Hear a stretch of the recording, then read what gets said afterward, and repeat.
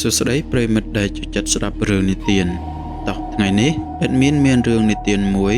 ចែកជូនពុកម៉ែបងប្អូនស្ដាប់ដែលមានចំណងជើងថាអាបនៅចុងភូមិតោះដើម្បីកុំឲ្យខាត់ពេលយើងចូលទៅស្ដាប់សាច់រឿងនឹងទាំងអស់គ្នាខ្ញុំឈ្មោះសុខាជាគ្រូបង្រៀនទើបតែបញ្ចប់ការសិក្សាត្រូវបានចាត់តាំងឲ្យមកនៅក្នុងភូមិសង្កាត់មាត់ញោកមួយវាគឺជាភូមិដាច់ស្រយាលស្ងាត់ខ្លាំងណាស់ផ្ទះសំណាក់ដែលខ្ញុំស្នាក់នៅគឺជាផ្ទះឈើចាស់ទ្រុឌទ្រោមមួយខ្នងវាស្ថិតនៅដាច់ស្រយាលពីគេជាប់នឹងព្រៃឫស្សីហើយនៅម្ខាងទៀតគឺជាវាលស្រែដ៏ធំល្វឹងល្វើយដូចជាគ្មានទីបញ្ចប់សោះពេលខ្ញុំមកដល់ដំបូងខ្ញុំឃើញតែផ្នែកអ្នកស្រុកមើលមកខ្ញុំដោយភាពភ័យខ្លាចហើយពួកគេហាក់ដូចជាមិនចូលចិត្តនៅជិតផ្ទះខ្ញុំទេរាត្រីមួយខ្ញុំបានដេកនៅលើគ្រែផ្ទះឈើចាស់គ្រែនោះវាលាន់សំឡេងឮគ្រឹតគ្រឹតគ្រឹតគ្រឹតរាល់ពេលដែលខ្ញុំកំរើកខ្លួនម្ដងសំឡេងកណ្ដូបយំទ្រហឹងអើងកងបែរជាមិនអាចបំបត្តិភាពឯកាបានឡើយខ្ញុំមានអារម្មណ៍ថាត្រជាក់ស្រើបពេញផ្ទះពេញខ្លួនប្រាណទាំងដែលអាកាសធាតុនៅខែប្រាំងក្តៅហែងមិនគួរណាត្រជាក់ខ្លាំងបែបនេះទេភាពត្រជាក់នោះវាហាក់បីដូចជាមកពីកន្លែងឆ្ងាយខ្ញុំព្យាយាមគិតម្ដងហើយម្ដងទៀតថាវាគ្រាន់តែជាខ្យល់ត្រជាក់ធម្មជាតិតែខ្ញុំដឹងខ្លួនថាភ្លាមថាវាមិនមែនជាខ្យល់ធម្មជាតិទេវាមិនមែនជាភាពត្រជាក់ដែលនាំមកដោយខ្យល់ឡើយវានាំមកដោយភាពស្ងប់ស្ងាត់ជ្រងំយប់កាន់តែជ្រៅទៅខ្ញុំឮសំឡេងឆ្កែព្រុសយ៉ាងខ្លាំងនៅឯកណ្ដាលភូមិពួកគេព្រុសរោដូចជាភ័យខ្លាចអ្វីម្យ៉ាងពេលនោះសំឡេងព្រុសក៏ស្ងាត់ឈឹងភ្លាមដូចជាត្រូវអ្វីមកកាត់ផ្ដាច់ដូចជាត្រូវអ្វីលេបត្របក់ចូលទៅក្នុងភាពងងឹតបេះដូងរបស់ខ្ញុំចាប់ផ្ដើមលោតញាប់យ៉ាងខ្លាំងខ្ញុំបានក្រោកឡើងដើរទៅមើលបង្អួចក្តារផ្ទះនៅក្រោមជើងខ្ញុំវាលាន់សំឡេងគ្រឹតខ្ញុំដើរយឺតខ្លាចក្រែងថាមាននរណាម្នាក់ឮពេលខ្ញុំដើរទៅដល់បង្អួចខ្ញុំមើលទៅខាងក្រៅគ្មានឃើញអ្វីសោះតែនៅឯគុម្ពឫស្សីឯម្ខាងឯណោះជួបនឹងវាលស្រែខ្ញុំឃើញពន្លឺក្រហមព្រំផ្លែតវាមិនមែនជាពន្លឺចង្កៀងឬពន្លឺភ្លើងនោះទេតែវាអណ្ដែតឡើងចុះដូចជាកំពុងហោះអញ្ចឹងរាងកាយខ្ញុំស្រាវឬឆ្អឹងខ្នងខ្ញុំនឹកឃើញទៅដល់ពាក្យព្រមានរបស់អ្នកស្រុកនឹកឃើញដល់រឿងអាបនៅចុងភូមិនោះដែលតែងតែចេញរកស៊ីនៅកណ្ដាលយប់ខ្ញុំបានដើរថយក្រោយហើយយឺតចូលទៅក្នុងផ្ទះវិញខ្ញុំទៅកាន់បន្ទប់ខាងក្រោយជាទីដែលលោកយាយម្ចាស់ផ្ទះគាត់បានដាក់តាំងនៅអ្នកតាតូចមួយធ្វើពីឈើខ្ញុំបានអុជធូប3សរសៃអុជបន់ស្រន់ទាំងចិត្តមិនសូវជឿតែខ្ញុំគ្មានជំរឿទេខ្ញុំត្រូវតែការពារខ្លួនឯងខ្ញុំនិយាយខ្សឹបខ្សៀវបន់ស្រន់សូមអ្នកតាសូមម្ចាស់ទឹកម្ចាស់ដីឲ្យជួយថែរក្សាការពារខ្ញុំកុំឲ្យខ្ញុំមានគ្រោះថ្នាក់ក្លិនផ្សែងធូបលាយឡំនឹងក្លិនដីសើមតែភ្លាមនោះក្លិនក្រអូបឈួលរបស់ផ្កាយប់កាចំបៃវាបានប្រែជាក្លិនស្អុយរលួយដូចជាសាច់ងាប់យ៉ាងលឿនក្លិននោះវាចូលតាមរុនខ្យល់ហាក់ដូចជាមានអ្វីមកពេញបន្ទប់ខ្ញុំបានបិទច្រមុះខ្ញុំបិទភ្នែកព្យាយាមទប់អារម្មណ៍តែពេលខ្ញុំបើកភ្នែកវិញខ្ញុំឃើញស្រមោលខ្មៅធំមួយវានៅក្រៅបង្អួចស្រមោលនោះវាហាក់បីដូចជាកំពុងលបមើលមកខ្ញុំដោយភាពស្ងៀមស្ងាត់ពេកខ្ញុំស្ទើរតែដាច់ខ្យល់ខ្ញុំដឹងខ្លួនច្បាស់ណាស់ថានេះគឺជាសញ្ញាដំបូងនៃការគំរាមកំហែងដែលកំពុងរងចាំខ្ញុំនៅចុងភូមិដ៏ស្ងាត់ជ្រងំនេះខ្ញុំមិនមែននៅម្នាក់ឯងនោះទេមិនមែនវាគឺនៅចិត្តខ្លាំងណាស់សំឡេងបេះដូងខ្ញុំ លោតដឹបដឹបវាកាន់តែខ្លាំងជាងសំឡេងកណ្ដូបយំទៅទៀតខ្ញុំរត់ទៅចាក់សោទ្វារខ្ញុំទាញកន្លឹះរឹតតឹងយ៉ាងខ្លាំងតែភាពភ័យខ្លាចនៅតែបន្តវារត់មិនរួចទេខ្ញុំជាប់ក្នុងទ្រុងឈើនេះជាមួយនឹងអាបនៅចុងភូមិខ្ញុំដកដង្ហើមធ្ងន់ខ្ញុំខ្សឹបខ្សៀវថាខ្ញុំនឹងចាក់ចេញពីទីនេះថ្ងៃស្អែកខ្ញុំនឹងទៅឲ្យឆ្ងាយបំផុតតែខ្ញុំមិនដឹងថាខ្ញុំអាចរស់ដល់ព្រឹកស្អែកទេនៅក្រៅបង្អួចពន្លឺក្រហមនោះវាលែងភ្លឹបភ្លែតម្ដងទៀតហើយតែវាបានឈរនៅស្ងៀមសម្លឹងមើលមកខ្ញុំអាចមានអារម្មណ៍ថាភ្នែករបស់វាកំពុងទម្លុះជញ្ជាំងចូលមកក្នុងបេះដូងរបស់ខ្ញុំភាពឯកាដែលខ្ញុំធ្លាប់ស្រឡាញ់ឥឡូវនេះវាបានคล้ายទៅជាទ្រង់ឃុំឃាំងដល់ព្រឺក្បាលខ្ញុំអោបខ្លួនឯងនៅក្នុងភាពងងឹតហើយរងចាំរាត្រីយាមនេះវាផុតទៅយឺតតែវាមិនព្រមទៅសោះវាដូចជានៅស្ងៀមវាដូចជាកំពុងរងចាំពេលវេលាសមស្របសម្រាប់វាចាប់ផ្ដើមខ្ញុំឮសំឡេងក្តារផ្ទះក្រឹមម្ដងទៀតតែលើកនេះវាមិនមែនខ្ញុំទេវាឮពីក្រៅខាងលើពីលើដំបូលផ្ទះដូចជាមានអ្វីមួយកំពុងលូនវាយឺតខ្ញុំត្រូវតែរត់ខ្ញុំមិនអាចនៅរើបំរាស់ទីនេះបានទៀតទេជើងខ្ញុំវាជាប់នឹងដីជាប់នឹងក្តារផ្ទះខ្ញុំហាក់ដូចជាត្រូវសណ្ដំឲ្យនៅស្ងៀមនៅក្នុងភាពភ័យខ្លាចឥតព្រៀងទុកភាពភ័យខ្លាចដែលនៅចុងភូមិនេះយប់នោះវាគឺជាយប់ទី2ហើយខ្ញុំមិនបានដេកទេខ្ញុំអង្គុយសម្លឹងមើលទៅក្រៅតាមបង្អួចទាំងបេះដូងលោតញាប់រាល់ពេលដែលឮសំឡេងអ្វីប្លែកខ្ញុំសម្រេចចិត្តខ្ញុំត្រូវតែចាកចេញពីផ្ទះនេះឲ្យបានមុនថ្ងៃរះខ្ញុំមិនអាចទ្រាំទ្រនឹងសភាពត្រជាក់ស្រេបនឹងអារម្មណ៍ថាមាននរណាម្នាក់មើលមកខ្ញុំបានយូរទៀតនោះទេខ្ញុំដើរទៅមាត់ទ្វារធំទ្វារឈើចាស់ខ្ញុំព្យាយាមបើកខ្ញុំទាញខ្ញុំរុញខ្ញុំដាក់កម្លាំងខ្លាំងតែទ្វារនោះវាស្អិតជាប់ខ្លាំងណាស់ខ្ញុំពិនិត្យមើលគន្លឹះវាហាក់ដូចជាមាននរណាម្នាក់បានចាក់សោពីខាងក្រៅយ៉ាងជិតតែតើនរណាគ្មាននរណារស់នៅទីនេះជាមួយខ្ញុំទេខ្ញុំនៅតែម្នាក់ឯងទាំងស្រុងខ្ញុំដឹងខ្លួនភ្លាមថាខ្ញុំត្រូវបានឃុំឃាំងហើយផ្ទះនៅចុងភូមិនេះវាបានคล้ายទៅជាគុកងងឹតសម្រាប់ខ្ញុំការរត់គេចមិនអាចធ្វើទៅរួចទេខ្ញុំជាប់នៅទីនេះហើយភាពភ័យខ្លាចរន្ធត់វាចាប់ផ្ដើមកើនឡើងកាន់តែខ្លាំងកាន់តែស៊ីជម្រៅខ្ញុំដើរទៅមកនៅលើក្តារឈើក្តារផ្ទះនោះវានៅតែលាន់សំឡេងគ្រឿងដូចជាដីកាកំពុងរាប់ថយក្រោយប្រហែលជាម៉ោង 2 រំលងអធ្រាត្រភាពស្ងាត់ជ្រងំវាឈានដល់កម្រិតកំពូលគ្មានសំឡេងអ្វីទាំងអស់ទាំងកណ្ដូបទាំងសត្វល្អិតគឺស្ងាត់ជ្រងំពេកទៅហើយពេលនោះខ្ញុំក៏ឮសំឡេងល្វើយយំខ្សឹបខ្សួលឮចេញពីជិតផ្ទះខ្ញុំស្ទុះទៅមាត់បង្អួចហើយស្ដាប់ដោយប្រុងប្រយ័ត្នសំឡេងនោះវាគឺជាសំឡេងយំសំឡេងរបស់មនុស្សស្រីយំយ៉ាងសោកសៅដូចជាបានបាត់បង់អ្វីមួយដ៏មានតម្លៃទៅហើយវាខ្សឹបខ្សួលល្វើយដូចជាសំឡេងដែលអណ្ដែតតាមខ្យល់មកសំឡេងយំនោះវាចាប់ផ្ដើមខិតជិតមកកាន់តែខ្លាំងឡើងខ្ញុំអាចកំណត់ទីតាំងបានវាហាក់ដូចជាស្ថិតនៅត្រង់ក្រោមផ្ទះរបស់ខ្ញុំចាប់ផ្ដើមញ័រទាំងពីក្បាលរហូតដល់ចុងជើងខ្ញុំសម្លឹងមើលទៅតាមរុនតូចនៃបង្អួចរុនដែលខ្ញុំបានលួចមើលទៅក្រៅបានខ្ញុំក៏ឃើញរូបភាពដ៏ព្រឺក្បាលខ្ញុំឃើញស្រមោលខ្មៅមួយដែលអណ្ដែតចុះឡើងនៅមុខបង្អួចវាជាក្បាលមនុស្សស្រីដែលមានសក់រញ៉េរញ៉ៃសឹមក្បាលនោះគ្មានដងខ្លួនទេវាហោះចុះហោះឡើងហាក់ដូចជាកំពុងពិនិត្យមើលមកក្នុងផ្ទះវាដូចជាកំពុងរកមើលអ្វីមួយក្លិនស្អុយ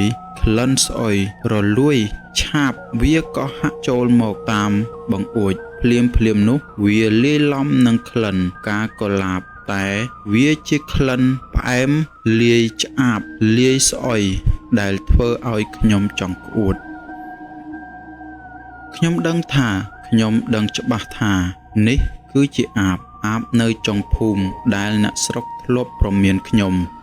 នឹកឃើញដល់លោកយាយម្ចាស់ផ្ទះដែលគាត់ធ្លាប់បានប្រាប់ពីវត្ថុការពារមួយខ្ញុំរត់ទៅកាន់កន្លែងទុកដាក់អីវ៉ាន់ខ្ញុំបើករកមើលទាំងដៃញ័រញាក់កន្ត្រាក់ខ្ញុំរកឃើញកញ្ចក់មូលចាស់មួយកញ្ចក់ដែលគាត់ប្រាប់ថា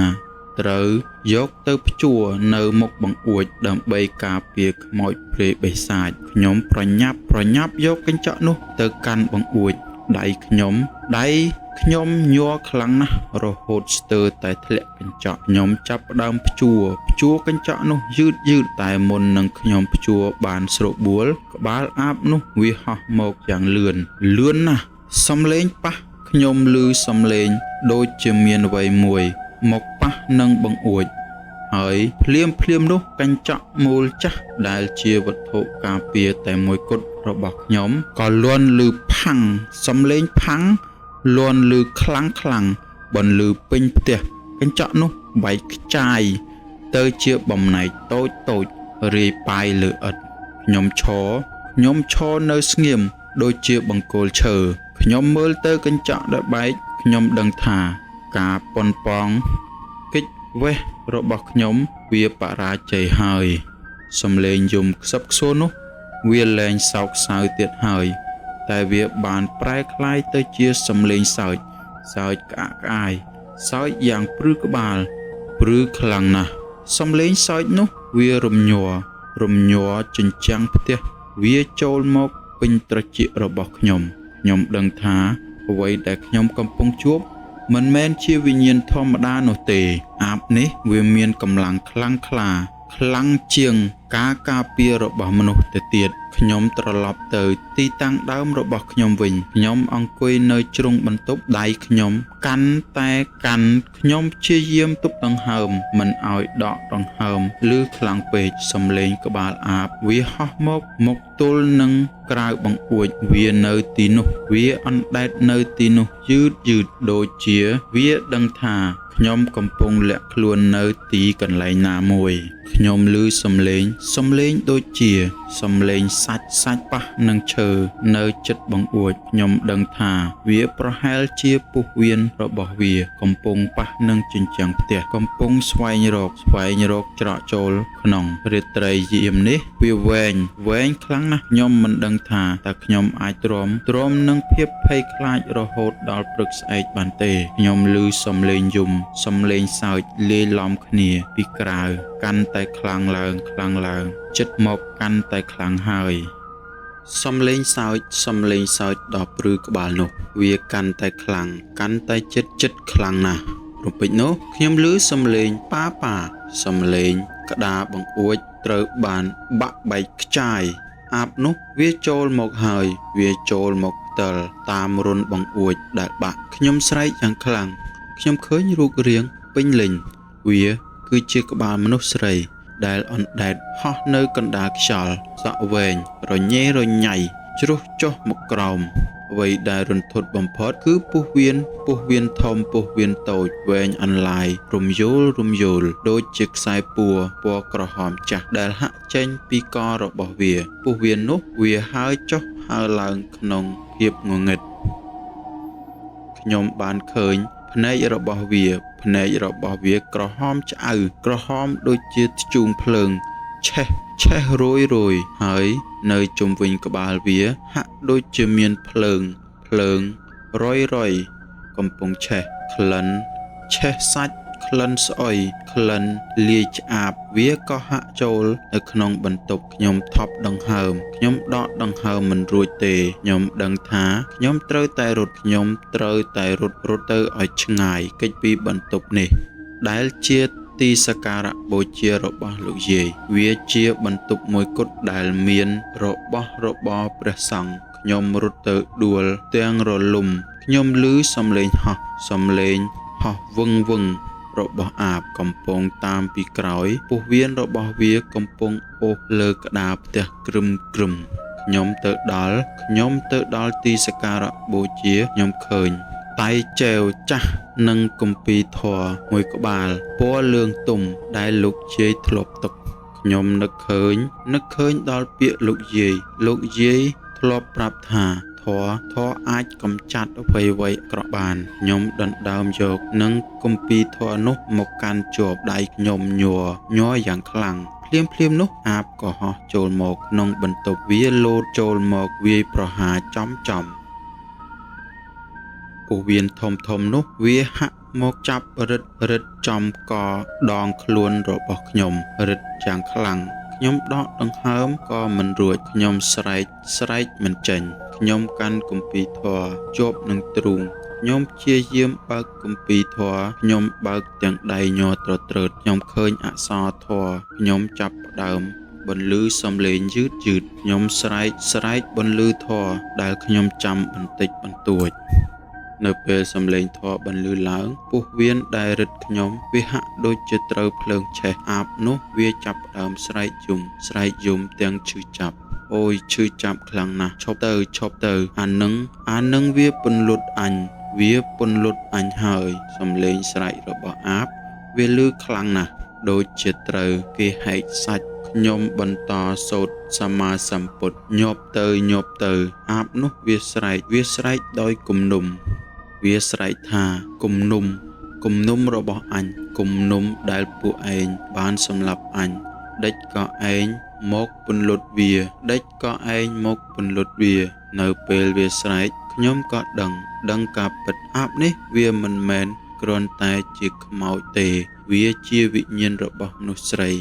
ដែលស្លាប់ដោយអយុត្តិធម៌ដោយសារត្រូវអ្នកស្រុកបណ្ដេញចេញដោយសារតែគេយល់ច្រឡំថានាងជាអាបកាលពីប៉ុន្មានឆ្នាំមុនគំនុំសងសឹករបស់នាងវានៅជាប់នឹងផ្ទះនេះនៅជាប់នឹងចុងភូមិនេះសំឡេងធម៌របស់ខ្ញុំវាកាន់តែខ្លាំងឡើងការម្លេះដែលនៅមុខរូបលោកយាយក៏ចាប់ផ្ដើមក្រអូបឈ្ងុយខ្លាំងណាស់ប្រឆាំងនឹងក្លិនអាសោចពោះវៀនរបស់អាបវាចាប់ផ្ដើមឆេះរយភ្នែកក្រហមឆ្អៅរបស់វាចាប់ផ្ដើមរលត់ទៅយ៉ាងយឺតអាបនោះវារលាយបាត់ទៅទាំងសំឡេងយំលាយឡំនឹងសំឡេងគំនុំដ៏សោកសៅរបស់វាខ្ញុំដួលទៅលើដីទាំងគម្ពីរធម៌កាន់ជាប់នឹងដៃសំឡេងបេះដូងខ្ញុំលោតញាប់ខ្លាំងណាស់តែភាពត្រជាក់វាចាប់ផ្ដើមរលាយទៅវិញខ្ញុំដកដង្ហើមបានហើយងន់ការប្រយុទ្ធបានចប់ហើយតែភាពភ័យខ្លាចនៅតែជាប់ដក់ក្នុងអារម្មណ៍របស់ខ្ញុំនៅតែឮសំឡេងយំខ្សឹបខ្សួលរបស់នាងវិញ្ញាណអាបដែលបានស្លាប់ដោយអយុត្តិធម៌ខ្ញុំរងចាំឲ្យព្រឹកស្អែកមកដល់ខ្ញុំត្រូវតែចេញពីទីនេះចេញពីចុងភូមិដែលពោពេញទៅដោយគំនុំមួយនេះបន្ទាប់ពីអាបនោះវាបានស្រែកយំហើយរលាយបាត់ទៅខ្ញុំដេកដួលនៅលើក្តារផ្ទះរហូតដល់ព្រឹកព្រលឹមមកដល់ខ្ញុំឮសំឡេ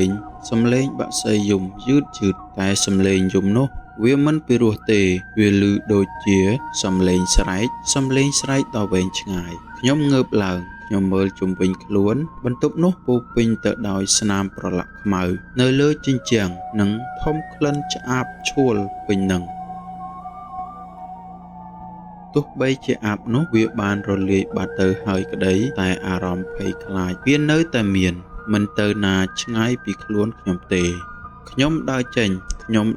ពីផ្ទះនោះយឺតទាំងជើងខ្ញុំគ្មានកម្លាំងពេលខ្ញុំចេញទៅក្រៅខ្ញុំឃើញទ្វារផ្ទះបាក់បែកបង្អួចបែកខ្ចាយវាជាសមរភូមិមួយដ៏ព្រឺក្បាលខ្ញុំបានត្រឡប់ទៅភូមិវិញខ្ញុំជួបអ្នកភូមិខ្ញុំប្រាប់ពួកគេពីអ្វីដែលបានកើតឡើងខ្ញុំប្រាប់ពួកគេពីគំនុំរបស់មនុស្សស្រីដែលស្លាប់ដោយអយុត្តិធម៌អ្នកស្រុកពួកគេស្ដាប់ខ្ញុំដោយភាពតក់ស្លុតតែពួកគេមិនភ្ញាក់ផ្អើលទេពួកគេគ្រាន់តែនិយាយខ្សឹបខ្សៀវយឺតថាពួកគេដឹងពីអំណាចនៃគំនុំនេះយូរហើយ អ្នកខ្លះពួកគេខ្លាចរអើមខ្ញុំខ្លាចថាខ្ញុំត្រូវបានអាបនោះតាមជាប់តែខ្ញុំបានរស់រានមានជីវិតខ្ញុំអាចចេញមកបានខ្ញុំសម្រេចចិត្តមិនត្រឡប់ទៅបង្រៀននៅសាលានោះទៀតទេខ្ញុំត្រូវតែចាកចេញពីភូមិនេះឲ្យឆាប់បំផុតមុននឹងខ្ញុំទៅខ្ញុំបានទៅវត្តអារាមខ្ញុំបានប្រគេនបច្ច័យដល់ព្រះសង្ឃខ្ញុំបាននិមន្តព្រះសង្ឃឲ្យមកធ្វើបុណ្យនិងបង្សុកូលនៅផ្ទះចាស់ដើម្បីឧទ្ទិសកុសលឲ្យវិញ្ញាណអាបនោះបានទៅកាន់សុគតិភពព្រះសង្ឃបានយល់ព្រមព្រះសង្ឃបានមកធ្វើពិធីនៅឯចុងភូមិខ្ញុំឈរនៅស្ងៀមស្ដាប់សំឡេងធម៌សំឡេងព្រះសង្ឃសូត្រជឿតអន្លង់អន្លួចក្លិនផ្សែងធូបលាយឡំនឹងក្លិនផ្កាខ្ញីនៅពេលនោះវាបានបណ្ដេញក្លិនស្អុយអាសោចចេញពីផ្ទះយឺតខ្ញុំសង្ឃឹមថានាងវិញ្ញាណអាបនោះបានទទួលកុសលផលបុណ្យដែលខ្ញុំបានធ្វើឲ្យទៅចោះខ្ញុំបានចាកចេញពីភូមិនេះខ្ញុំជិះឡានក្រុងចាស់សំឡេងរ៉កក្រឹមបើកចេញពីភូមិយឺតនៅពេលដែលខ្ញុំមើលទៅក្រោយខ្ញុំឃើញផ្ទះចាស់នោះនៅតែឈរនៅទីនោះនៅឯចុងភូមិផ្ទះនោះហាក់ដូចជាភាពសោះក៏ក្រោះវាបានគ្របដណ្ដប់ជារៀងរហូតទោះបីជាអាបលែងមានវត្តមានក៏ដោយក៏អ្នកស្រុកនៅតែមិនហ៊ានដើរជិតចុងភូមិនៅពេលយប់ឡើយពួកគេដឹងថាគំនុំវាអាចវិលត្រឡប់មកវិញបានគ្រប់ពេលវេលាខ្ញុំបានមកដល់ទីក្រុងតែអារម្មណ៍ភ័យខ្លាចវានៅតែលងបន្លាចរូបខ្ញុំរាល់ពេលយប់ខ្ញុំនៅតែឮសំឡេងឆ្កែព្រុសកែរោហើយខ្ញុំនៅតែហិតក្លិនឈាមដ៏ឆ្អាបនៅជាប់នឹងច្រមុះរបស់ខ្ញុំវាជាអនុស្សាវរីយ៍ដ៏ស្រន្ធត់នៃគំនុំមួយគំនុំរបស់វិញ្ញាណអាបនៅឯចុងភូមិវាភ័យខ្លាចបានបង្រៀនឲ្យខ្ញុំថាមិនមែនគ្រប់រឿងសុទ្ធតែដោះស្រាយបានដោយភាពក្លាហាននោះទេគំនុំរបស់មនុស្សអាចសម្លាប់យើងបានទោះបីជាយើងនៅរស់ក៏ដោយខ្ញុំនៅតែមានអារម្មណ៍ថាមានភ្នែកក្រហមឆ្អៅមួយគូកំពុងសម្លឹងមើលមកខ្ញុំពីចម្ងាយពីឯភូមិចុងឯនោះមករហូតមកដល់ពេលនេះខ្ញុំនៅតែគេចមិនរួចពីភាពសោះក៏ក្រោះនៃព្រឹកស្អែកនោះឡើយសម្រាប់រឿងនេះក៏មកដល់ទីបញ្ចប់ហើយបើសិនជាពុកម៉ែបងប្អូនចូលចិត្តស្ដាប់នៅរឿងនិទានរបស់ខ្ញុំសូមកុំភ្លេចចុច Subscribe និងចុច Like និងដាក់សញ្ញាកណ្ដឹងដើម្បីទទួលបាននៅរឿងនិទានថ្មីបន្តទៀតសូមអរគុណ